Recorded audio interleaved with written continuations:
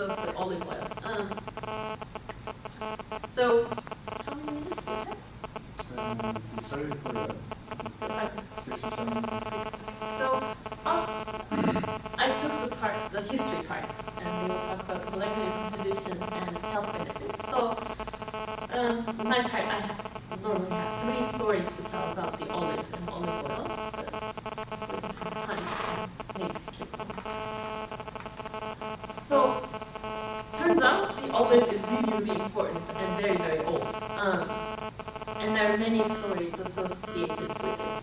And one of these is, here we see a picture that's a fresco from Italy, where we will go. We'll go to somewhere nearby, Arezzo. But it's about the story of how the olive tree was created. So it turns out, when Adam got kind of old, about 900 years old, he told his son, look, I'm going to die, so I would like to be forgiven by God, so would you mind going to the Garden of Eden and ask God for forgiveness? So his son goes to the Garden of Eden and asks the angel, can my father be forgiven? And the angel says, yeah, okay, fine. So take these 3 seeds, and when he dies, put them in his mouth and bury them with the seeds in his mouth. He comes back and Adam dies, and they put the seeds in his mouth. And then they bury him at the Hebrew Valley. And then from the seeds grow 3 trees. One of them is the olive tree, and one of them is cedar, and the other one is cypress tree. Thank you. So these 3 trees that make the flora of Mediterranean region are supposed to come from the mouth of Adam. So they're as old as humanity. So this is one, and all these pictures and stories. You can look at this beautiful book by Mahmut Zeynep Delen'in. It's called Zeynep Delen'in. Zeynep Delen'in is an art historian, and they wrote this book that has all the artwork that is relevant to the olive. The other one is about Athena and Poseidon, again about the creation of the olive tree. So apparently when the city was about to be built, Zeus said, we're going to have this great city, we need a great gift for it. And he calls all the gods for an assembly and says, find a gift for the city, to honor the city. And Poseidon comes and creates this big horse, powerful, can win any war, and this is very good. And then Athena comes and touches the ground with her stick, and then this beautiful olive tree grows with lots of fruits on it. And then she says, this olive tree is going to feed you, it's going to heal you, it's going to heat you, provide you light for centuries to come. So this is my gift. And the olive tree is chosen as the gift that's appropriate for the city. And they give the name, Athena's name, to the city. And the city is Athens, of course. And turns out Athena and the olive tree are related in this way. So anytime you see a painting in Europe in a museum, and if the olive tree is there, you should look for Athena, and if Athena is there, you should look for the olive tree. And the funny thing about that is, many painters from Northern Europe, they've never seen an olive tree in their life, but they knew about the story. So they'll just paint a tree that looks nothing like an olive tree. But it's an olive tree. I'll skip these. This is Noah's dove that went looking for an olive branch. And this is Thales of Miletus. This is from our backyard. And here you see a pottery from 500 BC, where the guys are pressing oil. I don't know if you can tell. They're pressing the oil right there.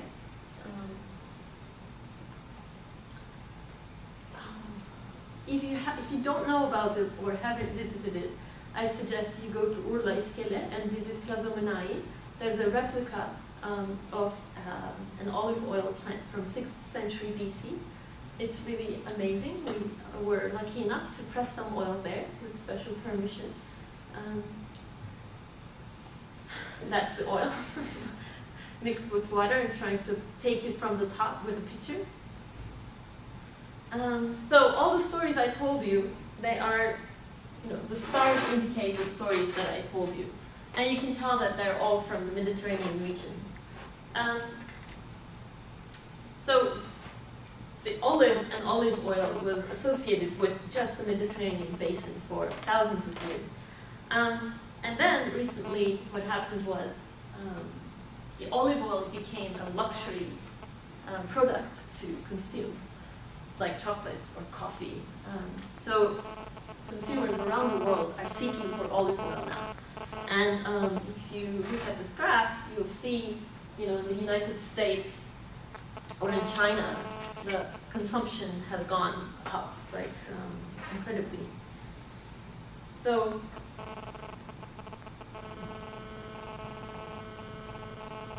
let me see some of my stars again. But like today, if you look at the International Olive Council data, olives are grown in South Africa, Australia, California. People consume olive oil in Russia, Japan, Taiwan. So all around the world, olive oil is seeked. So that's my part, and I'm done. I'll leave the stage to Rich, who will talk about molecular composition. Thank you very much. We are tag team operations. I'd like to add my thanks for the invitation to come to Sabancı. My wife and I live in Emirgan, right around the corner from the Sabancı Museum. So we have heard the family name before and have experienced the benefits that have been left behind by the family, and so we're happy to come here and see another chapter in that story. So thank you very much for the invitation. We started thinking about olive oil fairly deeply a number of years ago when we were having conversations with Zeynep about coming to Turkey to work on some educational initiatives. And at first we thought, olive oil, this will be not very interesting. It's just some oil, and what could possibly be very interesting about this, and how could this possibly have a big enough story for us to really contribute? But we'll come and we'll find out. And so one of the things that we have found in our life is that our ignorance can run very deep. And so this was a classic case of ignorance. So I wanted to talk about what's in the bottle of olive oil.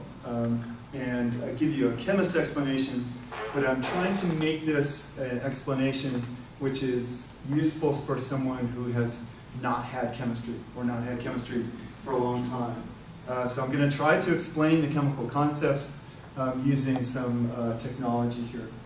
This is a really terrible simulation. I apologize for this, but at least it gives you the sense that the molecules I'm going to talk about are three-dimensional, and that three-dimensional character is actually important.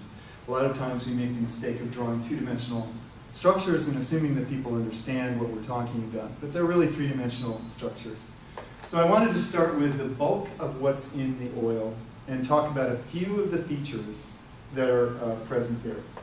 This is something called a triglyceride, and the triglyceride is what we usually think of as the main part of any sort of oil or fat.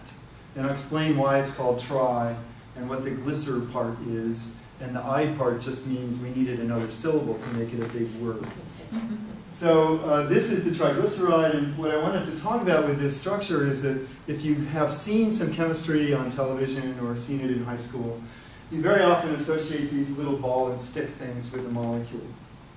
Balls and sticks are literally represent little wooden balls and little sticks that were used in the late 1800s to make molecular models. They don't have any physical reality, but they do tell you where the atoms are. So in this particular molecule, there are carbons, which are represented by the little dark spheres. There are oxygens, which are represented by red spheres. And there are hydrogens, which are represented by little white spheres.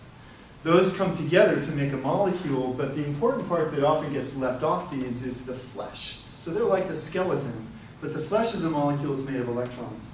And so I've sketched those in with this little surface on the outside, and you'll see these surfaces in most of the molecules that I talk about. So this is the real shape of the molecule. The electrons are on the outside, there are a bunch of nuclei on the inside, and that makes a three-dimensional structure that has a fair thickness.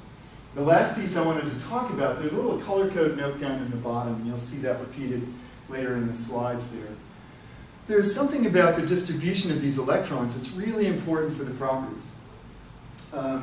Some of these atoms have successfully gone through kindergarten. It's a strange reference, I apologize. But in kindergarten, you learn to share, right? Very early in your school career, you learn to share things. And so carbon and hydrogen, it turns out, can share electrons really well. And so there's no imbalance, no significant imbalance there. So we call that a nonpolar region. And as it turns out, molecules like to align nonpolar regions with other nonpolar regions. And so they'll tend to stick together. On the other hand, oxygen is kind of grabby. It's not, it really had to repeat kindergarten. It's been a kind of a trouble child ever since. And so oxygen is going to pull electrons towards it, and that means it's part of a region of the molecule which is polar. Okay? Now, if you look at this thing as a whole, you'll see almost every part of this is nonpolar. There's a little bit of polarity there, but mostly it's nonpolar. And so it's going to be happiest when it works with other molecules that are nonpolar, just like it. And this will be a theme as we go through, because this is our background. Water is very polar. So when we make olive oil, we squeeze an olive, we take the part that's dissolving in water, and we basically put that away, and we take the oil part and everything that dissolves in it, and we carry that along. Okay? So there's a triglyceride. I wanted to talk a little bit about the structure of triglycerides because it makes a difference. If you look at, and is this wrong still by this? No, okay, that was the right one. Okay. So if you look at triglycerides, oils and fats, if you look at triglycerides, they are either saturated or unsaturated, and I'll kind of tell you a little bit more about what that means in a second. But this one happens to be a saturated triglyceride, and they tend to be found in animal fats. So if you look in beef fat or lamb or pork, they tend to be solid fats.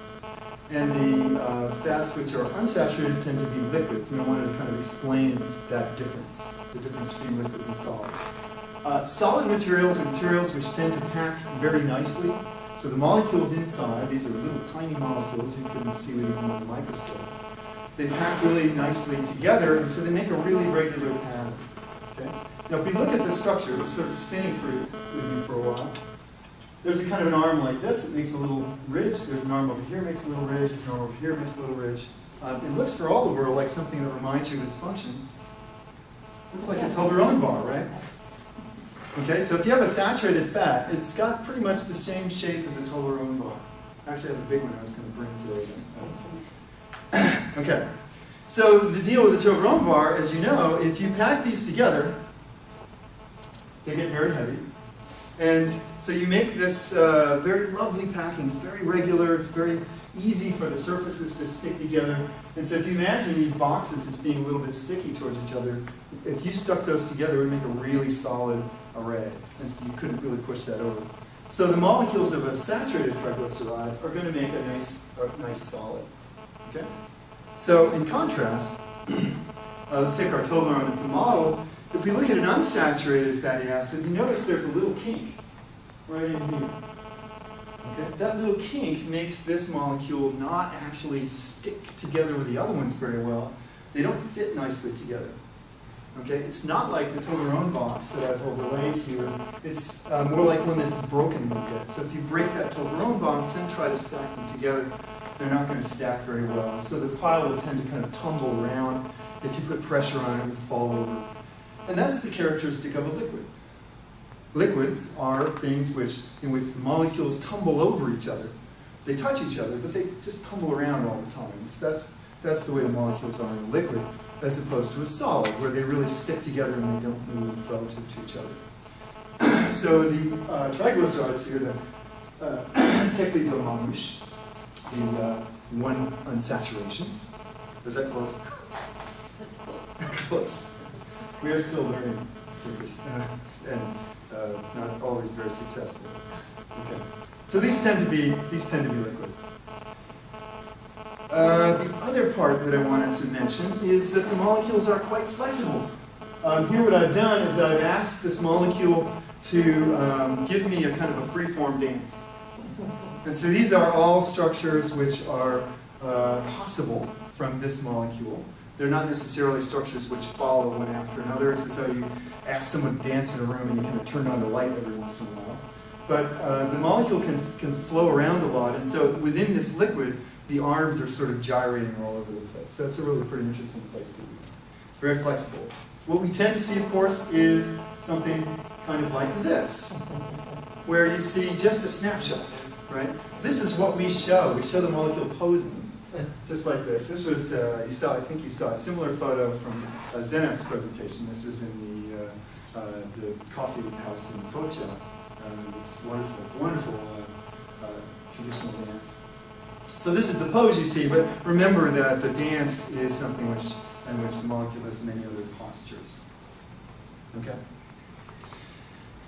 Okay, I'm going to try and stay on time. We'll see how this goes. The other thing we need to know about triglycerides, and this gets into some of the measurements that we made for olive oil, is that the triglyceride is made up of 3 pieces. And here's where we get to find out the tri part and the glyceride part. Okay? If we look at the flat structure now, these lines represent the positions of the corners here represent the positions of carbons along a chain. And so we would have a carbon here, you'd have a carbon here. Each one of these carbons has a couple of hydrogens associated with it. Except this one down here, there's a place here where the carbons are actually attached to each other a little more strongly. That changes the shape around that part of the molecule. This is where the pink appears, right in here. This one only has 1 hydrogen, but this has 2, and this has 2. So you've got a bunch of hydrogens here. And each one of these lines here, you see they're represented in 3 different colors. Each one of the lines can be actually different from each other. I think I've shown them all the same here. But as the triglyceride sits for a while, especially in the presence of water and enzymes, it can actually undergo a chemical reaction in which one of these arms comes off. Okay? So I'll just kind of demonstrate that with a little animation. So we take one of the arms off like that.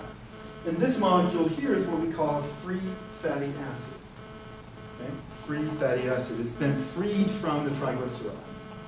Okay? The triglyceride had 3 of these arms. Now this one is called a diglyceride. Not surprisingly. Okay? Triglyceride has 3 of them. The diglyceride has 2.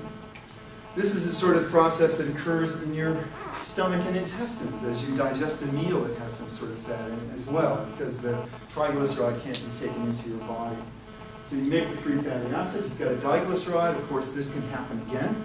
This little black molecule on the top is a little bit like a fishing line that can have 3 fish on it. We can take those fish off and put them over on the side.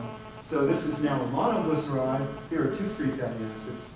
The monoglyceride actually can be taken into your body, but it can also be broken into glycerol plus 3 fatty acids. So there's glycerol, there are the 3 fatty acids that it's composed of.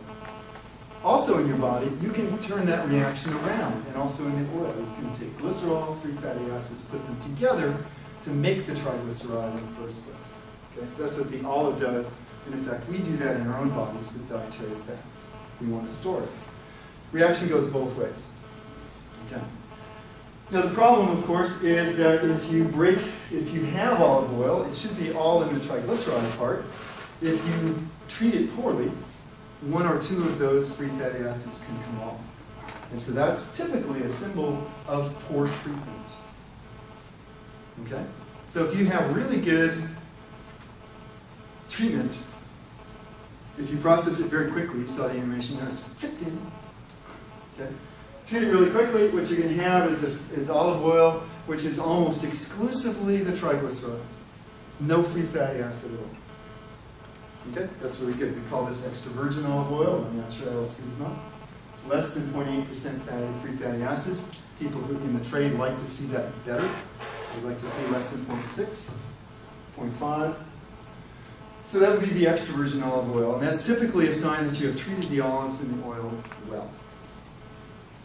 If you let the olives sit in a sack for a while, for a day or so, where you need to press them in the sun, and you let too much time, then what will happen is those natural reactions will happen. You will start to see a little bit of the free fatty acid. I've got this little red free fatty acid floating in the triglyceride.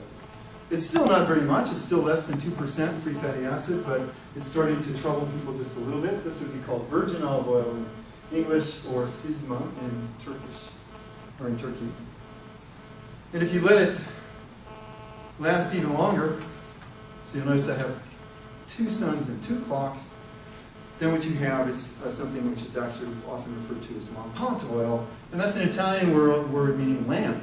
It means this is only fit for burning. Okay, that's the only good use. You should not eat this. Now, we talk to people in the villages who would very often wait for days to get some time, and they would eat oil of 8–10% free fatty acid content, and they actually begin to enjoy it.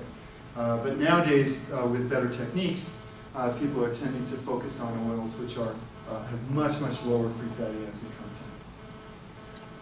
Now, you might say to yourself, chemistry must have a solution to this, right? We're chemists, we're proud people, we have chemical solutions. How about we refine the oil? Okay?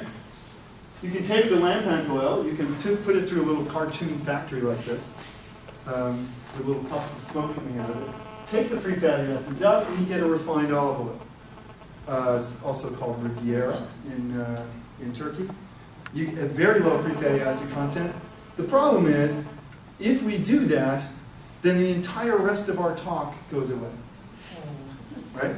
My part, Pat's part, it's pretty much all gone. The health effects, the interesting molecules are also refined out. And so the problem is that the antioxidants, medicinally active compounds are also taken out. And so Riviera is good to use for frying, but it's not that good, not as good for you as other things. Okay, I want to take a little bit of time to talk about, that's what am I, 10 minutes? 5 more minutes? Okay, I'll see what I can do. Here we have, again, the flat structures. We have molecules in olive oil which are saturated. So there are a few of the free fatty acids which are saturated, especially palmitic acid is saturated.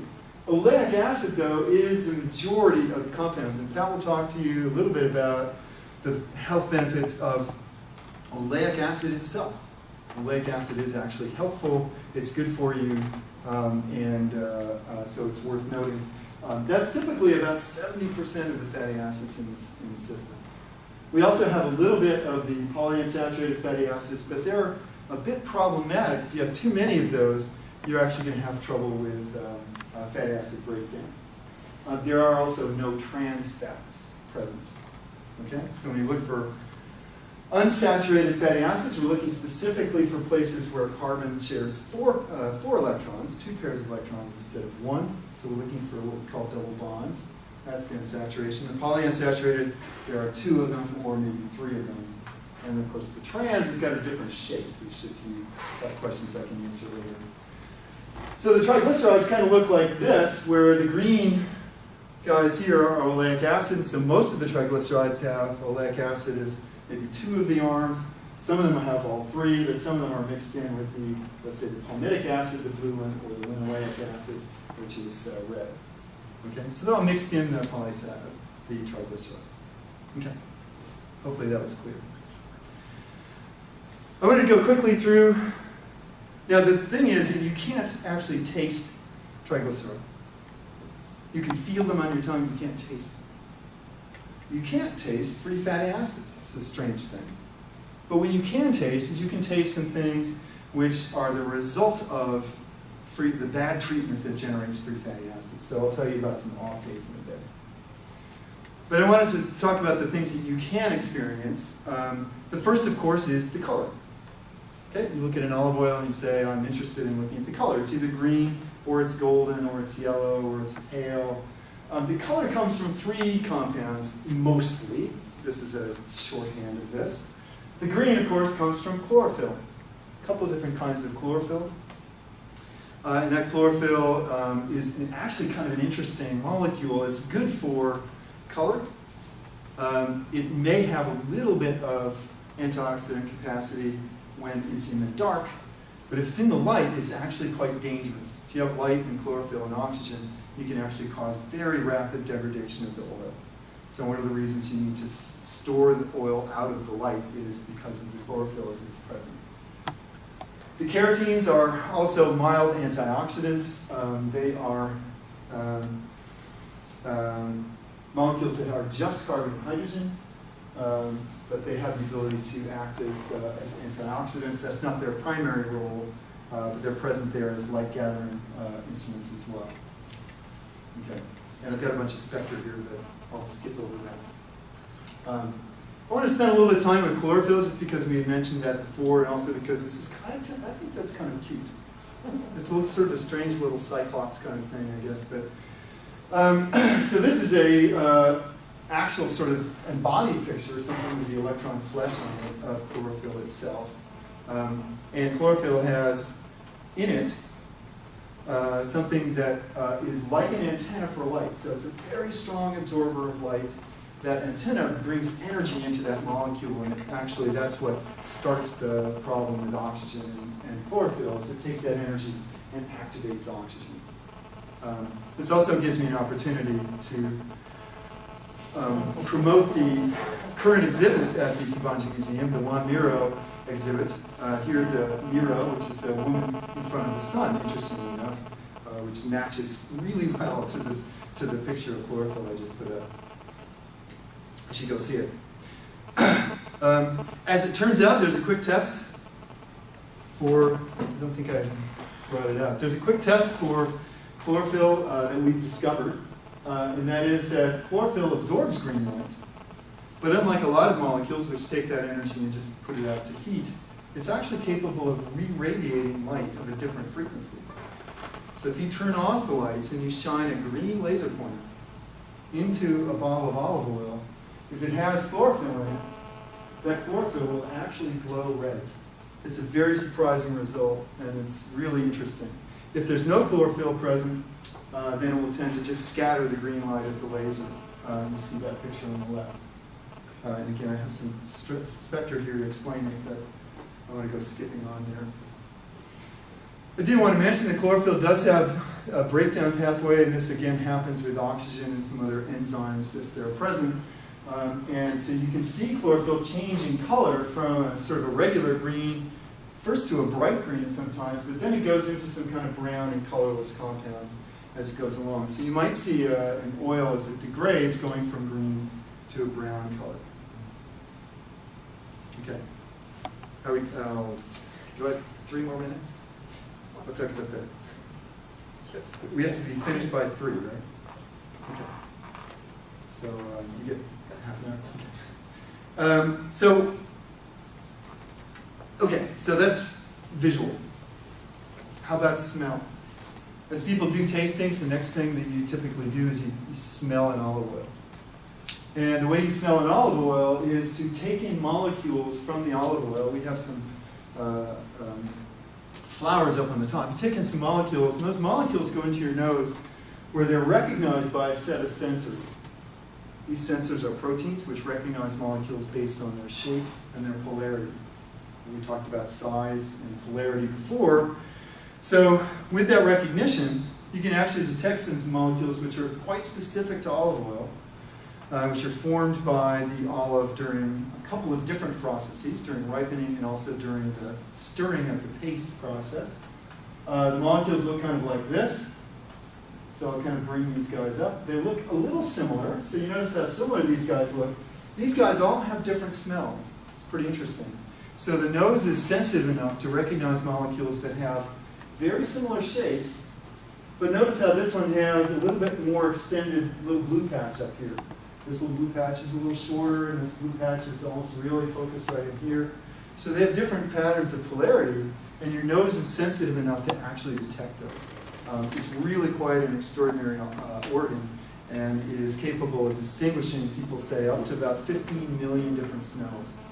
So it's really amazing. It also is capable of generating memories almost immediately. It's really hardwired into your brain. So these aromas actually come from the fatty acids. And I'll quickly go through the fatty acid part. If you take some off the end of the polyunsaturated fatty acid, you might get this 5-carbon banana smell that you find somewhere in there. If you take a 6-carbon chunk, you find this green apple smell coming out of this. These things are actually generated by enzymes. So enzymes in the olive are producing this in a couple of different places. The enzymes try to avoid this final production here because this cucumber smell is actually associated with rancid oil. Okay, so if your oil is rancid, you'll start smelling this compound. And this is something which is not produced by the olive, but is produced by more random reactions with oxygen. The enzymes are able to focus the reaction at the end of the chain, but if you start having this stuff in the middle, you get some bad smells out of it. So that's the problem that we see with the oil becoming rancid. Because these enzymes are present in the pulp, when you actually break the olive down and generate this pulp, it actually accelerates these reactions and generates a lot more smell. If you look at the green apple smell, at the beginning of the beating of the olive paste, it's something called malaxation. If you look here, you'll notice it's a lot less of this aroma than at the very top. So this malaxation is very important, and the conditions under which it's done are very important. So if you have a malaxation system that's open to the air, you can lose these aromas. People also like to sweep it with nitrogen nowadays to change the oxygen ratio. So very important step. You can have some off aromas as well. There's some great names for these things. Fusty is probably my favorite. Kind of a spoiled milk smell. There are the molecules that present that, and you notice a little bit more of a change in the shapes of these guys. Rancid, of course. I talked about the cucumber smell. There are those molecules. Look different. Get winey vinegar. There's about 20 of these defects that people actually look for. So, all right. I'm going to quickly go through taste, and then I'll pass over to you. The last bit, another sensor-based thing, is the taste. So once you've smelled the olive oil, you put it on your tongue, you kind of roll it around, and roll it all over your tongue, which is based on the mistaken assumption that actually there are parts of your tongue that smell different senses. As it turns out, not. There are bitter receptors translated everywhere. You've got sensors in here which detect bitter. That's it. I'm going to just run through here. There's bitter, there's sour, there's salty, there's sweet, and then there's something funny called umami, which you may or may not have heard of. It's a Japanese term which means meaty. So there's a meaty receptor which looks for amino acids. Okay. The one we focus on with olive oil, because it's present a lot, is the receptor which detects bitter things. Bitter taste, kind of controversial. But the bitter receptor detects things like that are in the oleuropein family. Okay, and I'm going to go quickly through this. There's a bunch of lines in here, but the oleuropein has a lot of molecules that have 6 carbons in a ring here with a couple of oxygens associated in side-by-side fashion right there. Okay, that turns out to be pretty interesting. Let's see if I can do this. I want to do this quickly here. These molecules, because of that arrangement, have a tendency to be antioxidants and also to be medicinally active. Thank you. Sorry. Okay. And there's another new row just to go along here. I'm trying to sort of accelerate that. The antioxidants fit in a really interesting window. And so what I wanted to finish with here, almost, is one last thing. These are the antioxidants most people have heard of. Vitamin C, vitamin E. They both work exceptionally well. But if you look at the picture here, you see vitamin E, see how green it is? That green is all nonpolar. So vitamin E is completely soluble in oil. The vitamin C, on the other hand, almost all blue and red. It's completely soluble in water. If we look at our little oleuropein derivative here, this guy up here, it's got a lot of green, it's got a lot of red and blue. So it's actually soluble in both water and oil. And so it can occupy places in your body that these other antioxidants can't. So it's really a pretty interesting, unique antioxidant, which has got properties that others don't. And I'll sort of leave that there. The very last sensation you might sense, in my last slide here, Addison, thank goodness, is something called pungency. This is a terrible word in English. It's actually, I didn't put it up here, I should have. In Turkish, it's, I'm sorry, yakarlık. So it means burning. So really it's a burning sensation in your throat. It's way back in the throat after you've swallowed the oil. It will build in sometimes after several seconds. And it comes from this compound here called oleocanthal. There's a couple of others that may have been discovered that are similar. The oleocanthal creates that burning and is, interestingly enough, responsible for a lot of the medicinal properties of olive oil. So it's a good thing. It was discovered by a fellow who had been working in ibuprofen compounds, felt that same burning from ibuprofen compounds, and tasted it in olive oil. Started looking for it. So it really has exactly the same medicinal properties and sensation as, there's the burning part, ibuprofen. Okay, so this compound has the same properties as ibuprofen medicinally, in addition to having this sensation. So there's sort of a tour of the chemistry related to sensing the oil, and I will turn it over to Pat now. Thank you for your attention.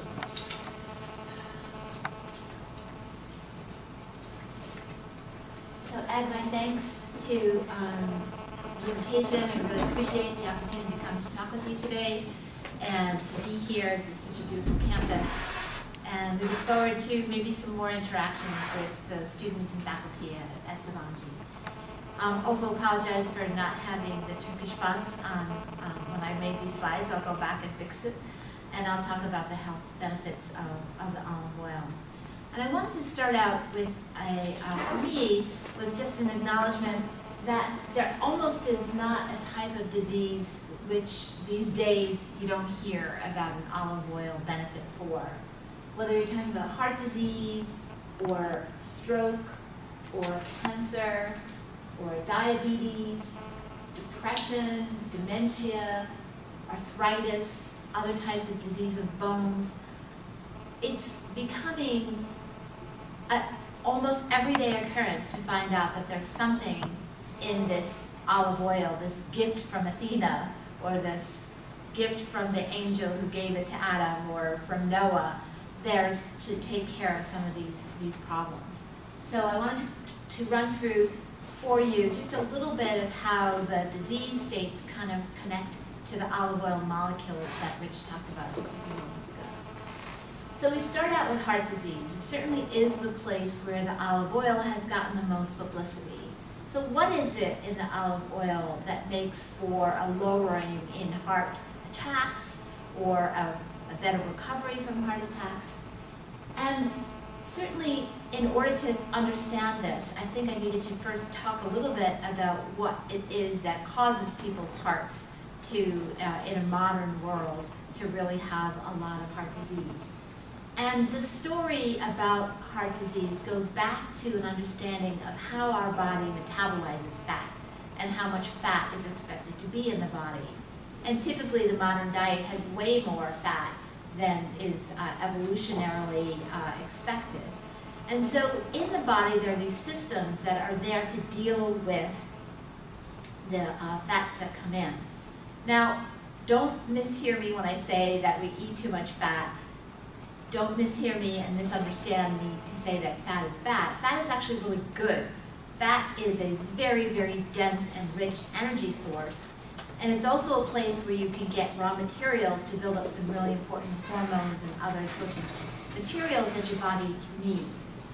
So what's in the blood at this point to deal with the fats are materials that are there to shuttle the fat from your diet, from your intestines where you eat it, to the different places in the body where it can be utilized. The fat, as Rich has told you, is very non-polar. And as it's non-polar, fatty acids are non-polar, they tend to not be really well solvated in the blood system itself. So the blood has these carriers called LDLs and HDLs, and you've probably heard of those words, whose job it is to shuttle fats back and forth between different parts of the body. The LDL is packaged in, it takes a triglyceride, it takes some proteins and some cholesterol, and it moves that from the liver to different parts of your body, where the high-density lipoprotein, the HDL's job is to recycle some of the cholesterol back to the liver. So the HDLs and LDLs have very different functions in terms of shuttling fat to different parts of the body when it's needed. And the cholesterol is there with the fat to help solvate it, to help keep the structure together. We need cholesterol in our body. It's not that cholesterol is bad, it's just that we need to keep the levels low. Then what happens in your bloodstream is that the high-density lipoproteins and the low-density lipoproteins are there in the blood with the red blood cells, with the white blood cells, traveling along through the system. And give you a sense of what these small carriers look like. They are an assembly, like a little droplet, which is mostly just oil. So the LDLs, the HDLs, and this is another, like these are different ships on the Bosphorus. These are little taxi cabs, these are huge barges, and these are just different ferries of different sizes, and their jobs are all to carry the triglycerides and the cholesterol from different parts of the body. So we have this assembly of different molecules of different sizes and shapes. They have some little bit of protein in it, the different amount of protein in each one of them. And what we learn, what you may have heard, is that some of these are good to have, the HDLs, and some of them are not so good. Those are the LDLs. And the stabilizer molecule that has gotten a lot of popularity is the cholesterol. So the cholesterol story packaged with triglycerides can actually cause some problems in the body. Now, just to give you a sense of how big these are, because these are 4 different panels that actually represent 4 very different sizes. So if we start with the artery, and if I take a cross-sectional area of the artery, it's about 10,000 microns. Whereas the blood cell that was on that image before is about 10 microns. So, 1,000 times smaller would be the diameter of the blood cell that's flowing through the artery, whereas the lipoprotein is only about 0.025 microns, so much smaller again, versus the cholesterol, which is 0.001 microns. So the best way to think about this, I think, if you're interested in how those sizes actually compare, maybe those numbers are not so clear in your head how they're related. If you took a football stadium, something that would be like if you think of the football stadium as being like the cross-section of the artery, then the red blood cell would be like a goal on the sidelines of the football stadium. The HDLs and LDLs would be about the size of the eyeball of the football player, and the cholesterol would be the size of like an eyelash on that eyeball. So these are very, very different sizes of materials, and I think it's important to know about that when you think about how these things can actually be damaging, how the LDLs can start to damage the arteries. So the way they do that is that they start to collect the low-density lipoproteins and the cholesterol, just start at the beginning to get hung up on the walls of the artery. And when they get hung up, they're like waxy, one particle on top of another. And after a while, if it doesn't get cleared up, if that obstruction in the artery doesn't get cleared up, it ends up becoming almost permanent. And when it gets permanent, you clog the artery. And what I wanted to show here is a traffic jam in Istanbul, where they actually had 3 lanes, I heard, on the Fatih Bridge were closed down due to construction. And because of that, the cars on the entryway to the bridge got totally stopped. And this is not something you want to have happen in your arteries.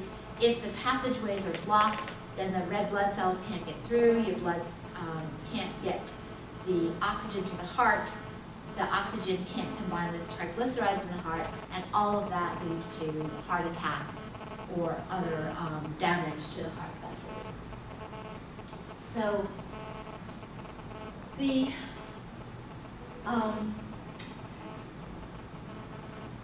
creation of the permanent block in the arteries is made more permanent by the fact that as the LDL clog is sitting there, it also gets oxidized. And when it gets oxidized, it turns from being just a waxy sediment that can be easily cleaned up to a more permanent obstruction.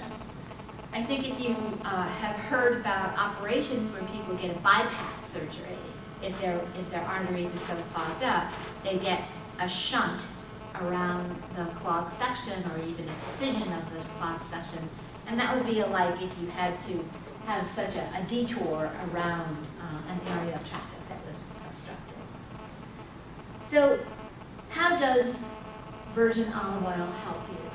Well, the virgin olive oil has a capacity to lower the level of LDL in the blood, and by doing that, the ratio of LDL to HDL rises. So it does nothing to lower the HDL. The HDL stays the same, the LDL is lowered, and the high-density lipoproteins actually, as I told you, recycle cholesterol back to the liver where it can be broken down, where it can be used in something else. And so the HDL is shown as a little angel in the corner, and it's going to be taking some of that LDL waxy sediment and bringing it back to the liver, and therefore decreasing the amount of clogging of the arteries that would happen otherwise. So that's one way in which the natural Sisma can help. It's also true, as I mentioned, that the LDLs get oxidized, but the olive oil has lots of antioxidants. So the virgin olive oils can help in the prevention of the oxidation of the LDL as well. So two ways in which it can help with this problem. In addition, what's been learned is that the heart actually has a diet that is unlike other muscles in your body. So it's a very critical muscle, obviously. You have to keep the heart oxygenated. It has to have a good source of fuel, and the heart chooses as its fuel fatty acids. So different parts of your brain choose something else, different parts of your body choose something else. Your brain might choose sugars and carbs as its energy source, but the heart really likes fatty acids. Fatty acids give a lot of energy per gram of fatty acids, way more than sugars do. And so it's the preferred diet of the heart. So the heart not only likes triglycerides and fat as its diet, but it also really prefers more than anything else oleic acid.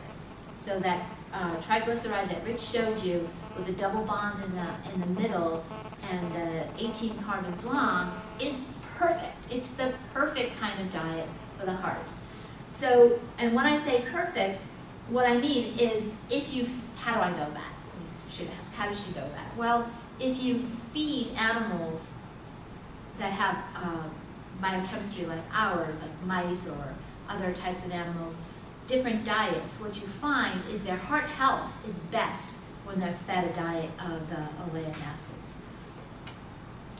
So it is definitely the preferred fuel from the heart and is necessary for keeping hearts healthy. A very recent study showed that if an animal is induced to have some heart trauma, they actually recover better when their diet is enriched in olive oil. So not only does it keep the heart healthy, but it also repairs hearts that have been damaged. So that's another very wonderful property of the olive oil. So what the graphic here is just intended to show is that areas around the Mediterranean have yellow and orangey colors, which are way better than having heart disease, which is high, which is in the red colored areas.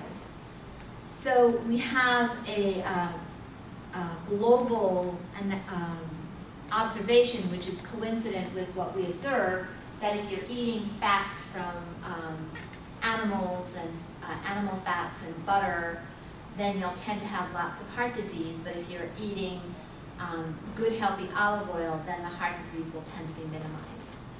I think I'll stop with that example of the heart disease. There's many, many more ways in which the olive oil is helpful through the oleoeuropin and the oleocanthal. It helps with its ability to be an antioxidant and an anti-inflammatory. But I think that a lot of the ideas of what we had are exampled in the cardiac issue, and I wanted to leave you a chance to have some questions. So thank you.